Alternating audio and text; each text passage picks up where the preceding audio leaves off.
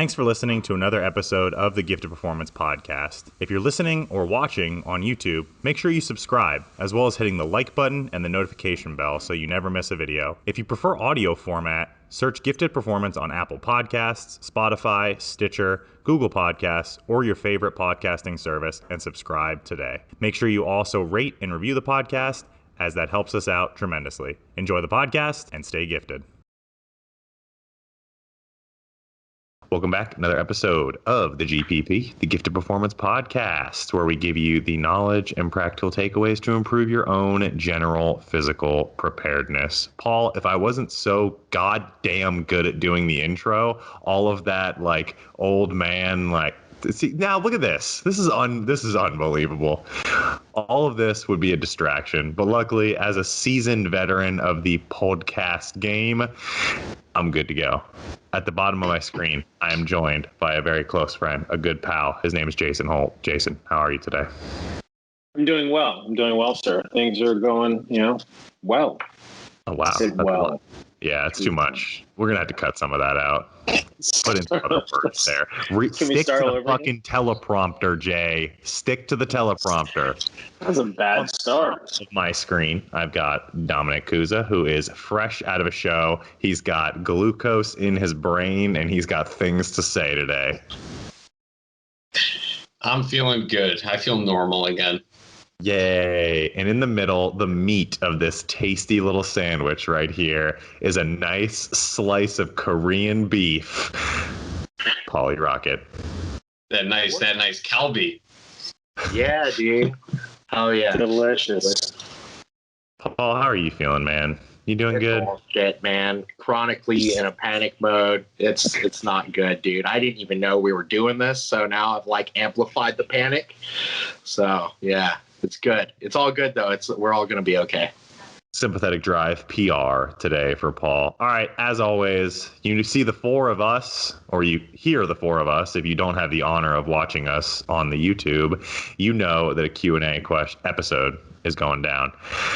So we got 4 questions that we're going to get to today. Are we actually going to get to all of them? Who knows? We set goals, but sometimes the rambling, it goes for a little longer than anticipated, and that's what you get around here. But let's start. Let's not waste any more time. A question from Mr. Juan Pineda at JSP_training. When do I know that I need to apply a resensitization phase to my training? Is it even necessary? Like, is it even necessary is like kind of telling on yourself that you don't think that it's necessary. But I'm interested to hear the opinion of these folks right here. Does someone want to step up and like define what a resensitization phase is? Let's say in the hypertrophy context. Paul, what's the idea behind a resensitization phase? I think I need to know what their definition of a resensitization phase is. Like, is it just a lower volume phase that maybe we're lower volume, maybe higher load phase where we're just trying to maintain? Or is it like we're just gonna do kind of whatever, but it's definitely gonna be lower volume, active rest? Like, are you guys caught up? I think that's it. I think that's the gist or the definition that I've heard, is that it is a lower volume, higher intensity. Some people will describe it as like a strength block in the middle of an extended period of strictly hypertrophy training, with the goal being to resensitize the pathways by which we grow muscle. Yeah. So I think it's all of this stuff is theoretical. I don't think there's any sort of research to show that this stuff is necessary or beneficial in the long term. It would also probably be very hard to do that research. But do I think doing a resensitization phase is going to hurt you? Probably not. Like, you're either going to make just like, when it comes to hypertrophy, you're either making more gains or less gains when it comes to your programming, And this is just going to be a time probably where you're not making your best gains. But we have sort of some literature to show that you could even take weeks off of training and over time not really miss a beat, because like muscle memory, how long it takes to sort of digress, just sort of takes a while. Along with that muscle memory, like you catch up really fast. So man, there was more I had sort of on that. Here, somebody else take over and I'll remember it. Let me stab at this from the research point of view. So when we, on the last episode of the podcast actually, I don't know if it'll be the last episode when this one actually comes out, on a previous episode of the podcast, we sat down with the guys from Data Driven Strength, and they said that the biggest research question that they had moving forward, or the next question that they had moving forward and wanted to see answered by the research, was the issue of resensitization. Like, is it actually a phenomenon that occurs? Because the idea isn't that, you take time all away from training, or you back burner training and then you return and you're back to baseline. The theory is that by taking time away from your usual hypertrophy training, you get somewhat of a slingshot effect as you get back into training. So I think that's the theory that most people hold, is that by taking a low volume strength phase, I can slingshot my next hypertrophy phase and get more results. I remember now. So a couple. That's what I'm here for. Couple things on that. I used to occasionally do strength blocks like that, or I'd work towards it in a like linear block type manner, where for 4 to 6 weeks, sets of 10, and eventually, like months later, I'm doing triples or something, right? With lower total volume and stuff like that. So the problem with that, though, was that when I was like, okay, it's time to go straight back into sets of 10s or whatever, I wasn't actually stronger. Like I was weaker for a while, because I would just fatigue so fast in my workouts. I wasn't used to that kind of output. And so I would spend like the next 6 weeks of my life just trying to increase my work capacity so that I could attack those higher volume, higher rep workouts. So, I mean, there are probably some ways to work around that. Like, instead of just going from triples to the hypertrophy rep ranges, building back up or whatever. But it didn't seem to be useful. And, it just didn't really translate to where I was like, oh, for sure, now I'm stronger. Now I can work in the hypertrophy rep range with higher loads. And then, there was something else. I'm like ruining this podcast. There was something else. That's the role you serve. Huh? Started recording, you mentioned something about like the application of this for like the natural crowd, because I see the natural crowd as the ones that have really kind of latched onto this as like a principle that they hold, or a value that they hold true to them. Thou must take resensitization phases.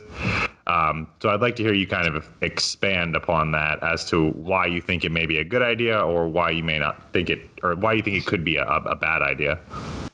I'm going to start with, I don't really think it's a great idea. I asked Jay, sir. Jay, yeah, I was about to say, I think Jay was super excited to talk about this.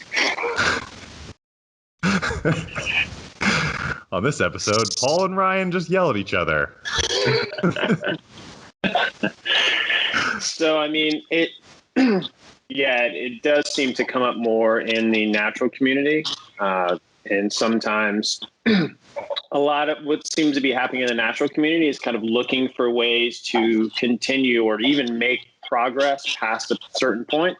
And sometimes I don't know if we're getting misconstrued as it being actual progress. I mean, we've all been there where it's like, if we step away from hypertrophy training and go to more strength-based, like Paul was saying, when you make that transition, it almost feels like you're making new progress, like you're a noob again, because you're training in a different, almost you're training different rep ranges. It's a different drive. Just everything's a little bit different. And I mean, I've done it before. I mean, when we were doing all sorts of wacky stuff like 5x5s and stuff like that, and then you would try to go to, like Paul said, go to rep or sets of 10 to 12. It just seems super hard.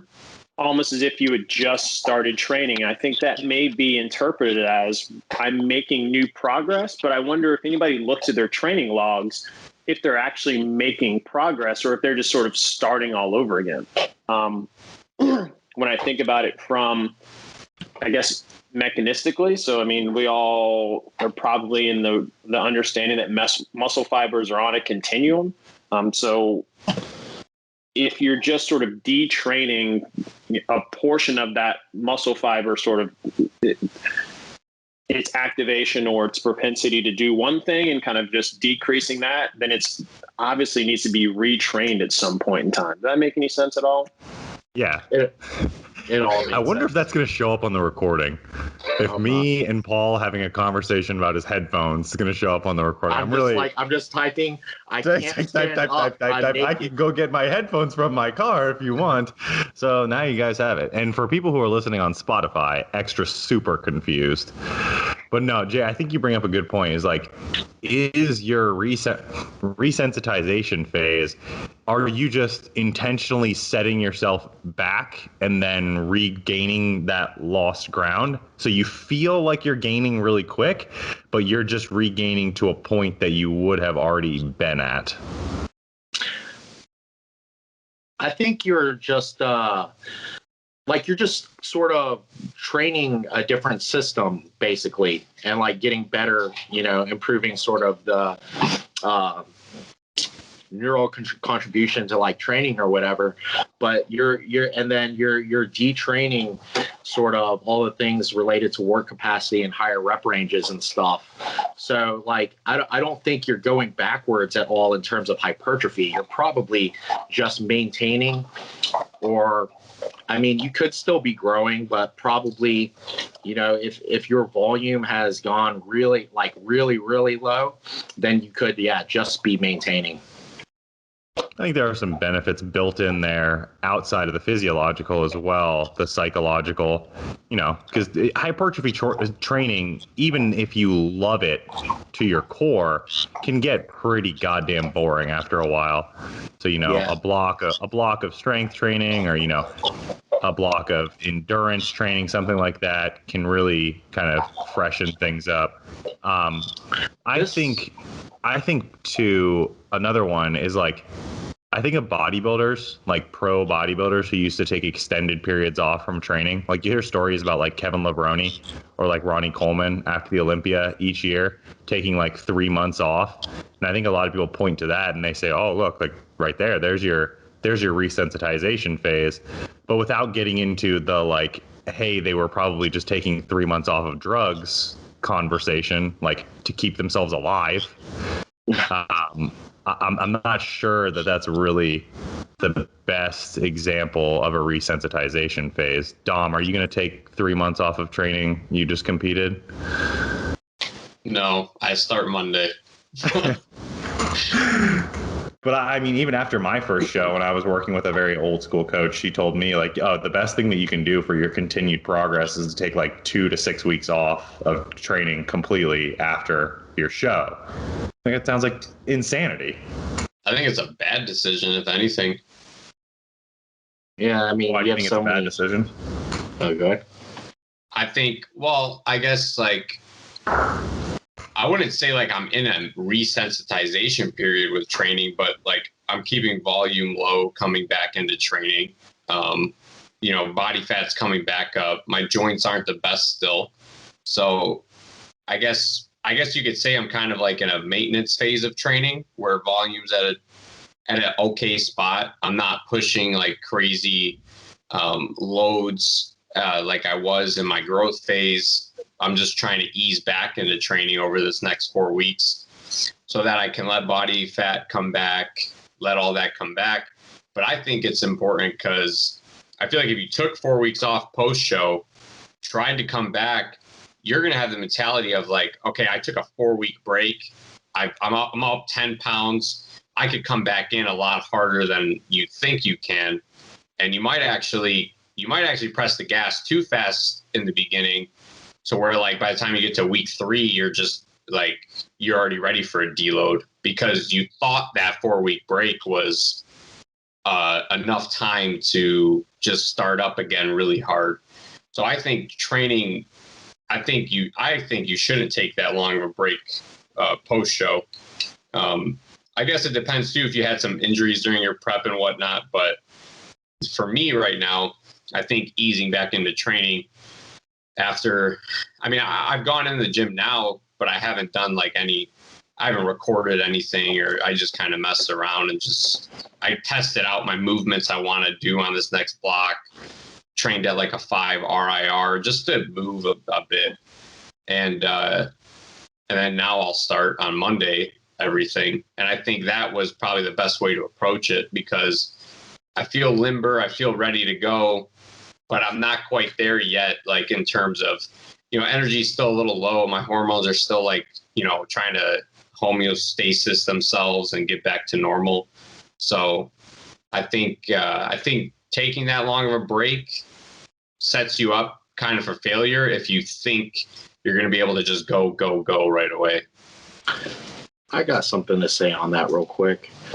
I think another consideration for Dom coming out of his show and doing a little bit less volume is just knowing that like he has more like anabolic support pillars coming back into play, to where like his sleep is getting better, just recovery is better, eating more food, and at this time he's probably trying to reduce stress and fatigue as well. So like maybe he can get a little more out of a lower volume right now and not killing himself.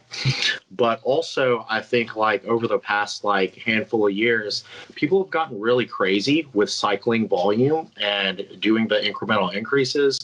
And so I think that it is good sometimes to cycle that volume back down, because a lot of times I think a lot of people, especially later on into their sort of bodybuilding endeavors, when they get better at sort of noticing trends in the gym and how they feel and really paying attention to what numbers are doing, you may find that you actually do better or just as well with a lot lower volume than you've worked with in the past. Yeah, and I think that's you bring up a really good point of like people pushing their volume super, super high, and they're psychologically burnt out, or they're carrying some injuries with them, and they're like, oh, I must need a resensitization phase. And it's not that you need this like nebulous term that people have invented to sound fancy and confuse you. It's just that you did things wrong in training. Had you done them right in the first place, you could have just kept doing correct training for longer, and you wouldn't have fucked yourself up. First of all, how dare you say that anyone in the exercise science industry, I guess you could call that, would create a term?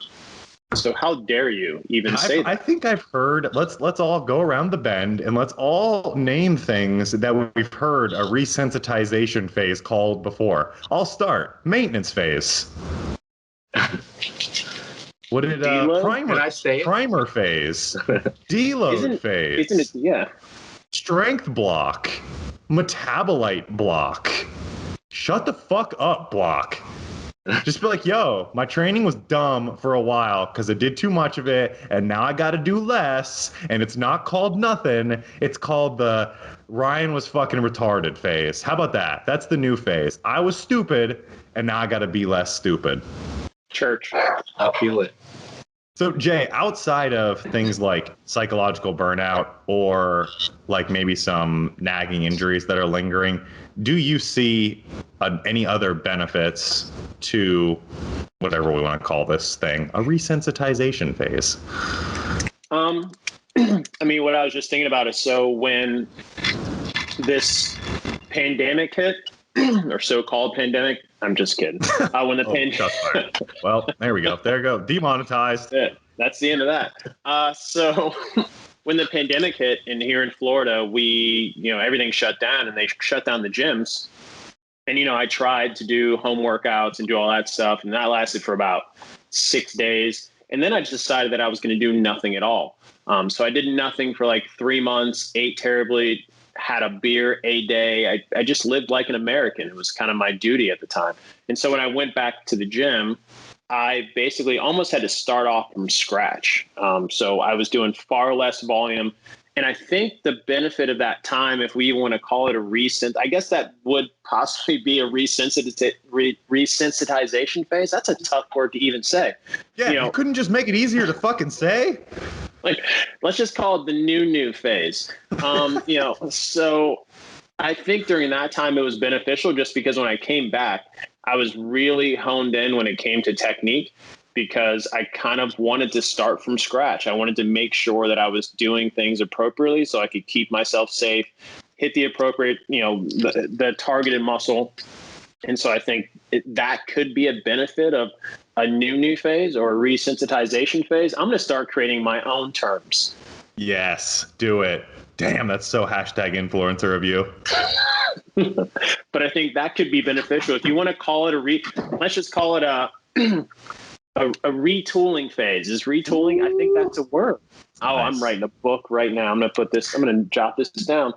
But I think that could be it could be a good opportunity to kind of start from scratch, hone in on your technique, make sure that you're hitting the appropriate musculature as opposed to just doing wacky stuff. You kind of realize how much volume you may actually need. Like we were just saying, I mean, if you're doing 20, 30 sets of just biceps, bro, there's a good chance that you might not need 20 or 30 sets. And if you had to start from scratch, you may only need like 4 or 5 sets of biceps to put an inch on those 15 inches, my brother. I think this is a very cursory and like zoomed out practical view. Do you guys entertain the possibility that there are like some cellular mechanisms that could be, resensitized here? So like, is like the mTOR pathway, is that something that like gets tired over time? Like I'm tired now. Like I'm just going to stop laying down proteins. Well, I think when you think about sort of like cellular processes for things, like they're really good at regulating themselves. And so like if a system gets fatigued, it's fatigued for a bit, but then it sort of fixes itself. It takes its own break, Yeah. I think that's where a lot of people like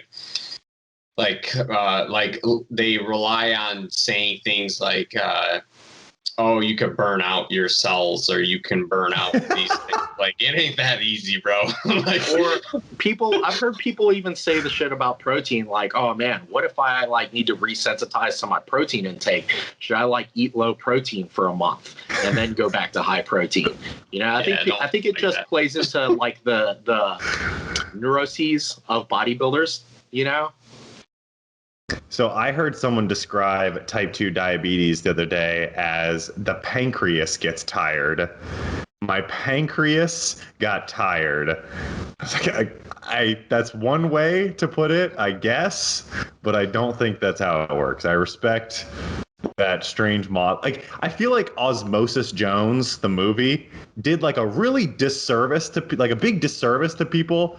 Like, and I think that people now think that like their cells are like Osmosis Jones and like their pancreas is like talking and it's like, I'm tired today. And then you got like red blood cells that are like hanging out with each other at the club. It's like petition to get Osmosis Jones removed from circulation for, we'll call it hate speech.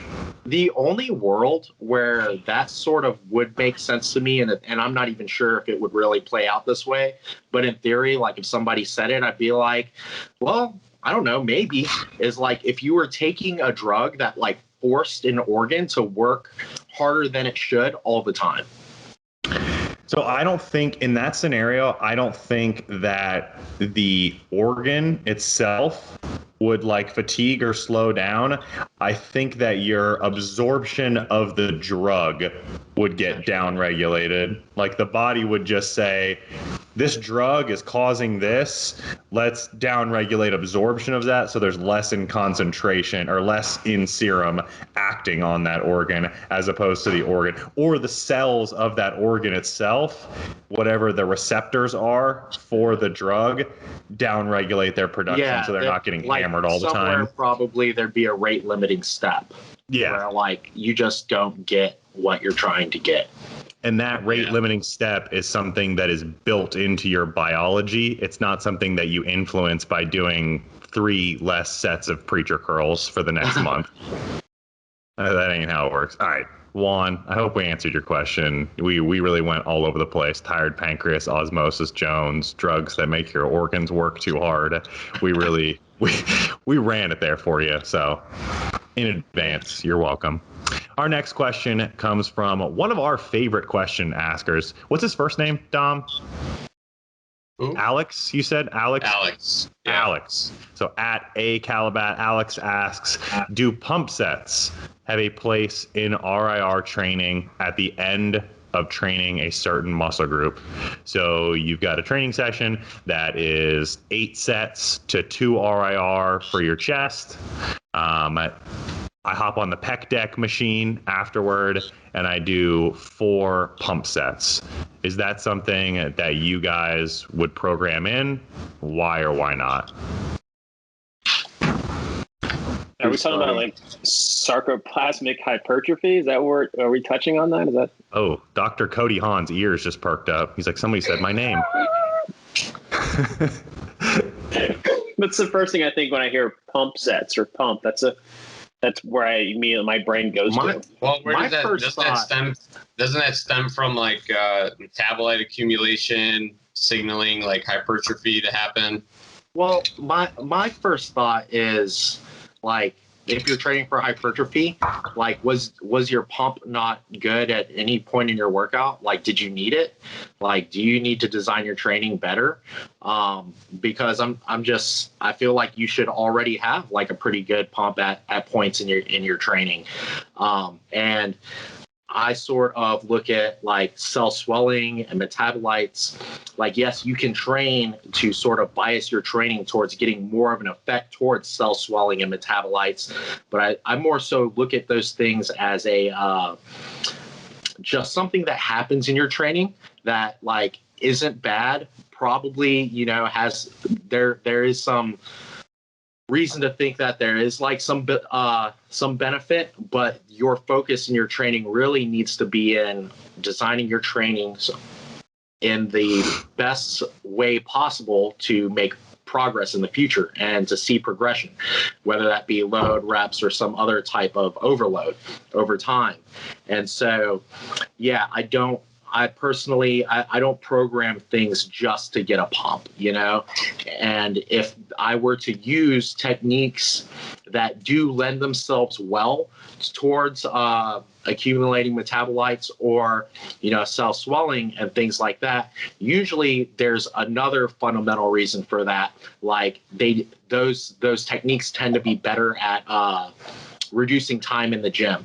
And they tend to be, somewhat low fatigue in other ways and cause low systemic fatigue and stuff like that, versus doing it because I think it's better for hypertrophy.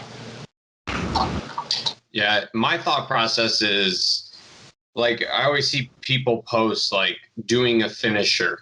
Like, why do you need a finisher? Your training prior to that should have been enough to where you shouldn't feel like you needed that. And then on top of that, I feel like, yeah, you do a finisher set, let's say. It's usually with like a light load, crazy high reps that just get to the point where you're feeling like a constant burn pump kind of thing. Now, in theory, was that enough to actually stimulate you? Or did you fatigue faster before getting to that point? Was your cardiopulmonary a reason why you had to stop that finisher set? Because if it was, then you probably stopped yourself short of even getting to that stimulus threshold you needed to reach for it to be doing anything. So I always tell people, like, the most important thing is, I feel like tension is way more important than like just focusing on your pump. I always tell people, like, you should feel a pump, but if you don't feel a pump, it doesn't mean you didn't work enough, because your tension could have been there. Your time, the force under the load could have been there. You could have done significant amount of damage like you wanted to, but the pump can also be related to electrolytes, hydration, so many other things that doesn't mean the training was a waste to where you think you need this finisher. Or I would even, just to add on to that, if you didn't get any pump in your training and like there's not a really good reason for that, like you're at the very end of a contest prep and you're digging super hard, no carb, for some reason you cut sodium or whatever, you're dehydrated. But like if you're not getting any pump from your training, and you're working in like what we would consider hypertrophy rep ranges and stuff, then like that could mean that there's something wrong with your execution, or there's something else wrong with your training that we need to fix. Yeah, like you might need to look at new movements. You might just not perform that movement right. Or you're just not executing, like Paul said, correctly to where you're recruiting what you need to be recruiting. I think when I think about this stuff, especially when it comes to designing a training program, I think of metrics. So what can I keep track of, and how can I keep track of your pump? Because that's going to be extremely subjective. What am I going to measure your arm in the middle, like after this? I mean, there's too many variables there to even determine whether or not there's any effect whatsoever. So it probably, maybe it has a place. I don't know. There isn't anything that's substantiated in the literature that says it does or not. But from my standpoint, I want to gather as many metrics as possible. And I feel like that you're just basically just spending a lot of energy doing something that may not do anything at all. So what's the point of doing it at the end of the day? And then, like you guys were saying, I mean, there's so many other variables that could determine whether or not you actually get a pump. Like, are you warm? Like, that's what I mean. If it's really cold, then that's probably going to hinder your chance of getting a pump. So now it's warmer than it is before. Oh, now it must be the pump set. No, you're just warm this time. Sodium, carbohydrates. There's just a number of things that determine whether or not you get it, whether or not, like you guys said, execution of an exercise. If you're doing a curl and it looks like you're rising from the dead every time you do a repetition, then your biceps aren't getting a pump. Then maybe it's it's the way you're executing the exercise as opposed to the pump set. Dude, I really like what you said about collecting data, because especially as coaches and just everybody in general who trains, that's all you kind of have is are your numbers, right? And are those numbers pushing forward in the direction that we want to? And a lot of times these pump set techniques, they are just overly aggressive and just overly like brutal, so that it's very hard to progress them over time, And how do you know you're getting better when you're doing like all these drop sets or whatever pump technique you're doing, And, even just the local fatigue and burning sometimes, like Dom said, kind of may stop you a little earlier or something. Dom really nailed it. He said, when he said that tension is what we're looking for here. At the end of the day, tension is what's driving the bus, and a pump or the accumulation of metabolites can fatigue through those lower threshold motor units and allow you to access the higher threshold motor units. But at the end of the day, there are other ways to accomplish that without using finishers, pump sets, all that stuff. Like, you can just load it in what Paul called the hypertrophy range at the appropriate RIR, and you're going to have a fucking pump. Like, I'm sorry, but if you're training in doing sets of 8, 9, 12, 14-ish at 1 or 2 RIR, like, you're going to have a pump after that. It won't be like the skin splitting front of Men's Health magazine pump that you're used to seeing, but there will be good blood flow to the area. And then Jay, you really nailed it as well. It was like, the pump should be felt in the muscles that you're using. I genuinely heard a person say once, these bicep curls really pump my traps. We got a problem here. We have a problem. Why are your traps feeling a pump from bicep curls? So yeah, it's a good metric to make sure that the muscle that you're supposed to be stimulating is getting stimulated. And can also be a good indicator of maybe that's not the best exercise for you. If you're doing bent over rows and all you can feel is your vertebrae slipping as you get the lower back pump from hell, okay, let's do some chest supported rows. Let's do some pull downs instead. Yeah, it's valuable feedback, but it's not a necessary prerequisite to the hypertrophy process, is what I would say. And also, I mean, I think it's interesting that Alex used the term RIR training. This brings me back to when everybody was trying to sort out what the DUP was. We just have to understand that RIR isn't a training methodology. It's just a way to gauge intensity or to track overload. It's not really a training program. Wrong, Jay, wrong. We have the RIR and everybody else wants some of us, what we've got going on here. We've got Paul, and Paul is RIR. He's not even a person anymore. He just is RIR. All right, Alex, you should be getting plenty pumped with your RIR sets. So talk with your coach because something is going awry. I'm going to actually skip to the last question because I think it segues nicely with the conversation that we just had. Another one from Juan. Juan, 2 questions in 1 episode. You should feel blessed. 2 questions in 1 episode. Wow. This is going to be a Juan and only episode. Juan of a kind. That's a thumbnail. Question from Juan at JSP_training. He says, when programming high intensity modalities, I don't know if I'd call it that, high intensity modalities such as drop sets, rest pauses, supersets, what is the thought process when they are being put into a program? I think Paul has mentioned that he plans on doing an entire series in the mentoring lab about these exact things. So Paul, give them a little zoomed out view, a little teaser of what they can expect when talking about, I don't know if I'd call these high intensity modalities. I think people call them what? Intensification methods? Something like that. Intensifiers? Intensifiers, that's it. Look at that, another term. Oh my God, I'm about to resensitize my intensifiers. Honestly, I think the biggest thing for me when programming these things, it's literally if somebody just, they tell me like, hey, this is a rough month for me.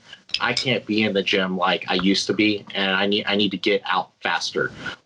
Or maybe they tell me, dude, I'm burnout on training my rear delts. Is there any way that we can spend less time doing that? And I'm like, yeah, let's do this so that you spend, if we do the rest pauses or the myo rep stuff, you'll be done with your rear delts in like 2 minutes. If somebody is at the end of a prep or something and they're just like beat and that, most of their energy is going into maintaining good work output on their multi-joint lifts, like, hey, let's mile rep, your calves, your hamstring curls, and your leg extensions so we can get out of there. And you can still give those multi-joint lifts the quality training that you want to. That's what I ended up doing towards the end. Like, we had talked some things, like some days I just couldn't, like, I don't know, I was just ready to get out of there. So I would just myo rep like my last couple single joint things and just finish up and keep the RIR where it needed to be, but just, do the set to RIR, take the little break, do it again to RIR, take a little break, do it again to RIR. Next, done. Next movement. I think it was really effective to get me out of the gym and timing wise. And then also, you still feel it, like Paul was saying. Also, real quick, and I kind of touched on this, like, somebody can't be in the gym as much, like each individual day has to be shorter. But also, if I have like a more serious client that's like, hey, I can only hit the gym 3 days a week, and they are a more serious client, and we do need to hit all the body parts. And, for like most people, doing more than like 5 or so movements it just really beats on you, and doing a lot more than that, training quality really suffers. So in order to fit in all your body parts, we might use some of these techniques on some of your single joint stuff so that you're not in there for like 2 hours. Jason? Yes. So yeah, 100%. I will, like the fella said, I'll program this stuff as somebody sort of in a time crunch. It tends to work out pretty well. I will use myo reps and such, especially for myself on the last week of a mesocycle, just because, especially for things like calves, which now that kind of answers why maybe my calves suck. But I will use myo reps, say, for calves, just because at that point I might just be overtraining at that point. I'm like, I just want to get out of here. Like I've had enough. I will just go ahead and train to 0 or 1 RIR in between those, those breathing sets of 3 to 5 breaths between sets. So I think it has its place there, but typically it is just a time thing. If you don't have the time to do it, then it makes sense. I don't know, supersets and stuff. They all have their place. I just don't know, if fatigue is hypothetically systemic, and if it's a situation where I do some rows, which can often be somewhat demanding, especially if they're not, chest support or something like that, and then you put an exercise after that, I'm not sure if I can say that, performance doesn't take a hit on the subsequent exercises. So I don't know if it has a place if you're trying to make actual progress. But sometimes if you don't have enough time, you just need to get something in at the end of the day. Yeah, dude. I just want to say you're not alone, dude. I only myo rep my calves because if I don't, I won't train them. But Paul, you have good calves, Yes, So they're a benefit aesthetically, but you didn't see him on the snowboard when his massive calves got instantly pumped, and he was like, guys, it's time that I go home now. Papa needs to sit down. They're not good for anything. All right, here goes Squad Dad going out on a limb. I like to program this stuff. I like drop sets. You're a piece of shit. Right? Fuck yeah, I am. I like drop sets. I like compound sets, so same muscle group supersets. I don't love opposing muscle group supersets, the classical definition of a superset, unless, like you said, there's a time crunch. So let me explain kind of how I feel about things like drop sets, rest pause, myo reps. When I look at a set of 10, we'll say at 2 RIR, I see a good amount of what I consider ineffective volume, ineffective reps, if you will, fatiguing through those low threshold motor units to then tap into and I don't love the effective reps theory, but I think there is some value there, to tap into those effective reps at the tail end of a set. So if I do that set of 10 and I get however many effective reps you think there are at the end of the set, I take a very brief rest to either drop the weight or do a rest pause / myo rep set. I proceed directly into the next set, carrying that fatigue from the previous set. Any additional reps that I get on the tail end of that myo rep, rest pause, drop set, whatever it is, already tap into those high threshold motor units. So I see it as a cheeky way to jam more effective reps into a single set. That's kind of my thought process there. The problem with that is you're still getting less effective work, right? Because it's not that those earlier reps did nothing. They did something. Paul, no one said that. Don't mischaracterize my point. No, I'm just kidding. Keep going. They still did something. And a lot of times when you do the myo rep and the rest pause stuff, you end up getting like 3 reps per set. You know what I mean?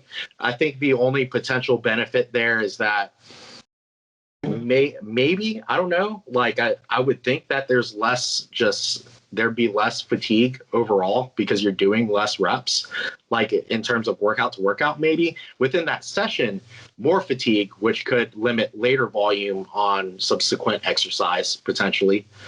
For from like the metabolite accumulation and all that. Yeah. So this is something that I use on one, maybe two exercises per body part within a workout. So the majority of it will just be straight sets, and then we throw in our finishers, baby. Some single joint isolation rest pause work, and it's and you three put rest. you put those at the end of the day. Yeah. I do like what you said about you mentioned the supersets, and I wasn't even thinking about this in terms of potentially like maybe a client has low exercise selection availability, or maybe they're built kind of weird. So where, a workaround would be to do pullovers before a pulling exercise to maybe bring those lats to closer to the effective rep range earlier in a set, or doing some sort of tricep work before pressing work. If you wanted to bring the triceps closer to an effective rep range earlier in a set, or where like maybe they're just built in a way where it would just really fatigue their shoulders or something else. And then, but I will say, like a lot of this stuff, it all can be useful. It's just sort of being really smart implementing it in the best way possible. Like even the opposing muscle group are doing supersets with multi-joint lifts. Like obviously, like Jay said, doing bent over barbell rows or something. Like, you don't want to superset that with a bench press, but like supersetting it with a bicep or a tricep extension probably isn't the worst thing, or a lateral raise or something like that. Or if you're supersetting a lateral raise and a tricep extension, but there's always going to be some trade-off relating to fatigue and your output and the quality of your training. I see, just going back to what I originally said, I much maligned the people on this podcast. Some love him, some hate him. Mr. Lyle McDonald, he often talks about kind of those reps leading up to, so let's say you're doing like a set of 15, those reps leading up to the quote unquote effective reps, as sure, they're not doing nothing, but they're more warming up, fucking around. They're more the foreplay of the set. They're less the penetration. So my application of rest pause and my application of drop sets is to let's get the foreplay over with and let's penetrate for as long as we possibly can. Can you dig it? I understand the theory. I don't know that it's necessarily better, because when you lay the theory out, it sounds better, but I don't think in practice that it actually works out better. Gentlemen, ladies, comment below. What do you think is better? Paulie foreplay rocket, his theory, or the penetration father? Okay, I don't want that name. That name is, we're putting that, you should cut that out. There will be none of that. All right, and that's as good of a segue onto the next question as possible. So Juan, there are some applications there. They do have some benefit. They probably shouldn't make up the meat and bones of your training. Guys, have you ever got an application from someone before that's like, I just only want to do intensifiers, or you write them their program and they're like, but where's all the drop sets and the rest pause and the myo reps? Well, actually, to touch on that real quick, like after Paul taught me a lot about RIR programming and stuff, and then I slowly started offering that to clients, they were all like, what the hell is this? There's no drop sets. There's no supersets. There's no, and then now they all love it. But in the beginning, they were all just like, am I even working out, bro? What the hell am I paying you for? I could have half-assed a workout on my own. All right, our last question, it comes from @FabGiselle. She says, what are your thoughts on vegan and or vegetarian bodybuilders? Fuck 'em. Yeah, hate them. Can't stand them. They're all bad people. How about we rephrase this question a little bit? Can a vegan or a vegetarian diet work well for a bodybuilder? I say yes. Why do you say yes? I say yes on the terms of as long as we are getting enough protein and complete amino acid profiles. And I think there's no difference almost between the two. She's a vegan. I coach her, and she's made unbelievable progress without any issues at all. You just have to say that because you're on camera. You're just not. No, dude, I have a lot of vegan You could have left that Giselle, out. you should hear what Dom says about you when we stop recording. It is unbelievable. I've got the transcripts and I'll send them over to you. If you want to press charges, we can set that up as well. No, Dom's only nice. But no, like I have other vegan clients too who have made some pretty solid progress, but we've ran into the issues of where like I've had them get like raw EAAs just to fit protein content, and just because like total leucine content and some of their like main protein sources aren't the best, so we kind of have to supplement it through the day just to make sure we're getting enough to stimulate those pathways and whatnot. But I think it's a pretty solid diet approach. And I think people who don't think that are just way too close-minded and try to, I like the elimination group kind of people, like those kind of things. Like, I think that's just too close-minded of an approach to overall nutrition, which, me and Gunshow are working with a client right now. She's 100% plant-based vegan. She's getting ready for an Ironman. And her training has been progressing like crazy. And all we do is she has one drink of amino acids a day, but the rest of it's all whole food. I think that stigma or that dogma has really lasted for quite some time. That old school, like uber high protein bodybuilding dieting. I think it's from Jay's era, the 1940s, where they really pushed that stuff hard. But no, I mean, I just recently watched an episode of Revive Stronger with Eric Trexler where they talked about it. And I think as we see more and more of the research start to come out, it's like, oh, maybe we can get away with a little lower. Maybe we can get away with a little lower. And those numbers are starting to slowly move down. Let me know if you guys have seen this problem before, but the vegans that I've worked with, the only issues in contest prep or in fat loss dieting that I run into is that a lot of vegan products are extremely high in carbohydrate and extremely high in fat. So you get these like protein patties that have like 20 grams of protein, but they've also got 12 grams of fat and 30 grams of carbs. Yeah, I run into that with them as well. But like, there's some good options now, like meatless crumbles and stuff. They're pretty low. They're pretty low so fat. They're pretty low fat. They have a good amount of protein in them. The vegan substitute foods have really came a long way the past couple of years. Oh yeah. From what they were in the beginning. Which I think is pretty cool. Even some of these companies making these protein powders now, they actually taste pretty good. They add a little amino acids just on the back end, just to give them a little bit of a pump, because it's all pea protein and rice protein.